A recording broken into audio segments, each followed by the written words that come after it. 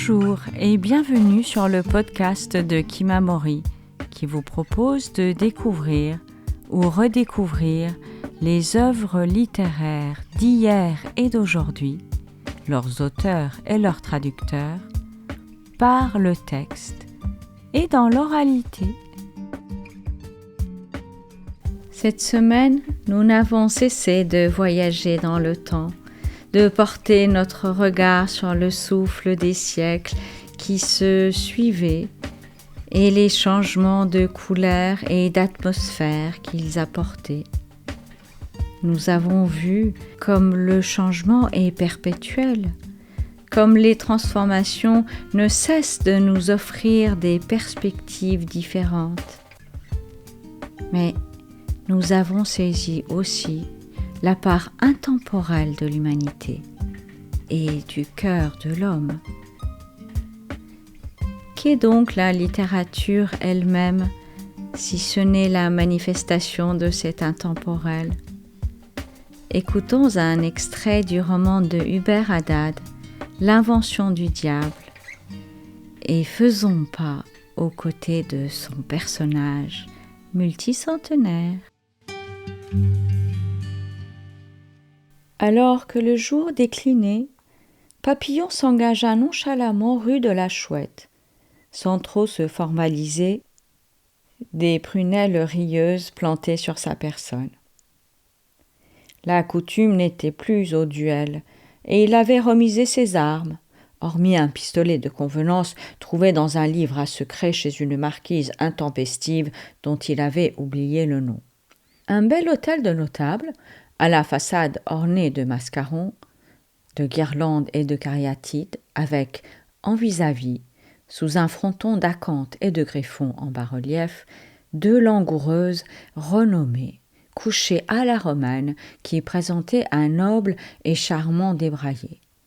À quelques mètres de là, l'enseigne d'une librairie, illustrée d'une presse à bras d'où s'échappe un papillon aux ailes couvertes d'écriture, ne manqua pas de l'intriguer. Il poussa la porte du seuil, laquelle actionna un carillon, et fut d'entrer entre trois murailles d'ouvrages, la plupart reliées en plein cuir, vélin, maroquin ou croupe d'âne, le dos écussonné à leur fin, une porte entr'ouverte sur l'arrière-boutique laissait voir une presse typographique à un coup.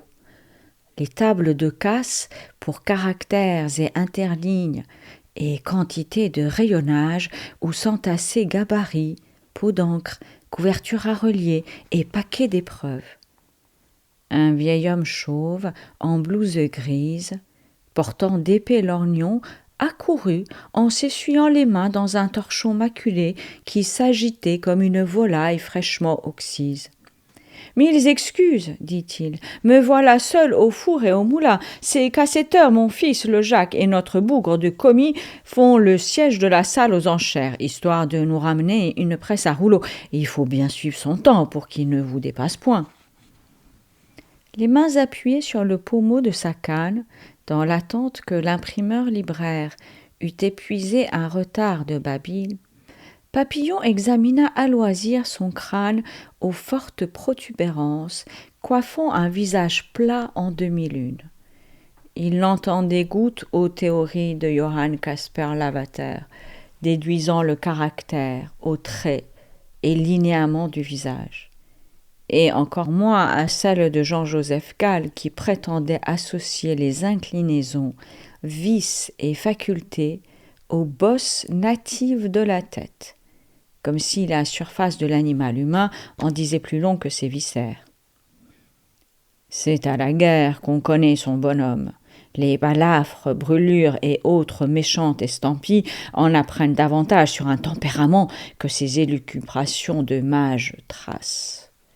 Cependant, l'individu s'était tu et observait le nouveau venu avec une manifeste curiosité piquée d'effroi. « Je parierais que vous êtes auteur, dit-il enfin, que vous appartenez à l'espèce chimérique des poètes, bigre de bigre, qu'attendez-vous de moi ?» Surpris par ce brusque changement de registre dans le ton et les termes, Papillon éluda ses pénibles supputations et fit sa demande en banal chaland. « Je cherche justement un ouvrage de poésie, et passant par là, découvrant la richesse de votre fonds. »« Eh bien, jeune homme, dites, mais sachez que je n'engrange rien ici de vos modernes. Tous ces romantiques sont des fous triqués. La tristesse d'Olympio, le lac, la mort du loup, les veillées des Antilles, foutaise et gabégie, à part quelques vers de Gérard de Nerval et de Jean-Charles Louis Clinchamp de Malfilâtre, à la rigueur. Mais ne me demandez pas de vous emballer, monsieur Charles Baudelaire, dans du papier de soie, ou ces bouffissures du Parnasse, que dis-je, ces intumescences. Rien de tout cela, mon bon monsieur. Je cherche un ouvrage assez ancien, imprimé en 1597 et en version augmentée 2 années plus tard. Il s'agit des diverses poésies de Marc Papillon de la Frise. Mais on ne le trouve guère. Peut-être en connaîtriez-vous une édition plus récente. Vertu bleue, vous allez dans la difficulté, mon ami. Parlez-moi plutôt des diverses poésies de Vauquelin de la Fresnaye, des diverses poésies de Claude Binet, le biographe de Ronsard, ou encore celles de Siméon Guillaume de la Roque, que Malherbe estimait grandement. Écoutez-moi donc ceci, tant qu'il m'en reste mémoire. Je suis le triste oiseau de la nuit solitaire, qui fuit sa même espèce et la clarté du jour. N'est-ce pas charmant? Votre papillon, comment dites-vous? De la frite ou de la frisure? C'est bien la première fois qu'un client en a souci depuis que je touche au livre.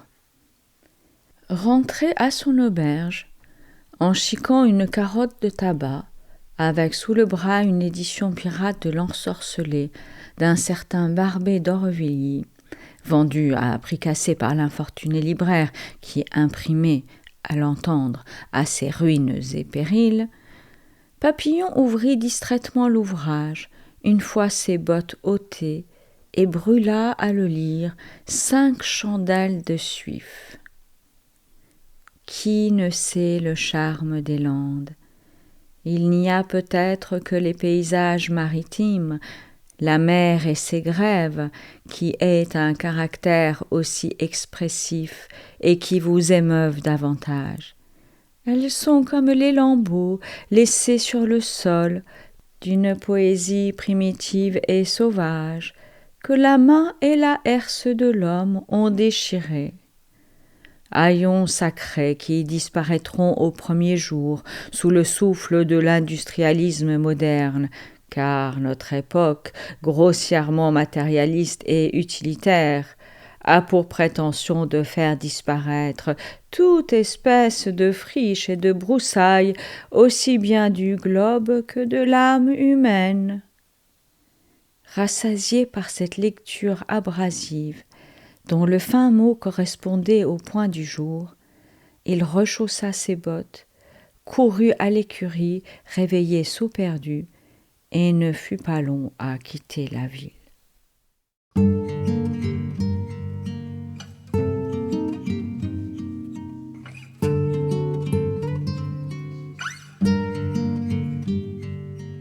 Vous venez d'entendre un extrait de L'Invention du diable de Hubert Haddad, paru chez les éditions Zulma, qui vient clore aujourd'hui notre série construite autour de la thématique le personnage multicentenaire.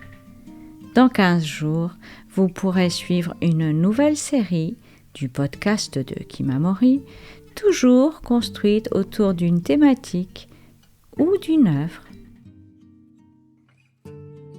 Chères auditrices, chers auditeurs, n'hésitez pas à consulter notre site internet kimamori.fr, nous suivre sur les réseaux sociaux, et nous serions très heureux de vous voir rejoindre notre communauté de lecteurs en adhérant à notre association.